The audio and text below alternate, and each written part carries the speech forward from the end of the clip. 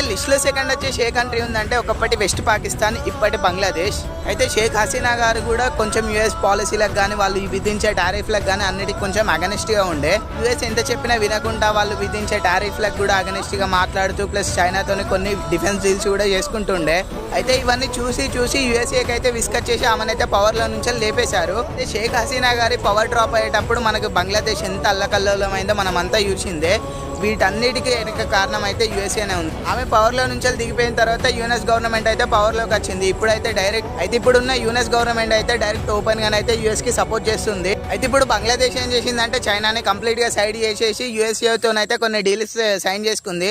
అవి ఏంటి అంటే వీట్ డీల్స్ కొన్ని సైన్ చేసుకున్నారు, అలాగే బోయింగో డీల్స్ కూడా సైన్ చేసుకున్నారు. అయితే ఇప్పుడు బంగ్లాదేశ్ అయితే యుఎస్ కి పప్పెట్లా మారిపోలేదు, కానీ ఒకప్పుడు షేక్ హసీనాతోని పోల్చుకుంటే ఇప్పుడైతే యుఎస్ తోని చాలా క్లోజ్ గా రిలేషన్షిప్స్ అయితే మెయింటైన్ చేస్తుంది. ఇక థర్డ్ డే కంట్రీ అనేది అయితే నెక్స్ట్ పార్ట్లో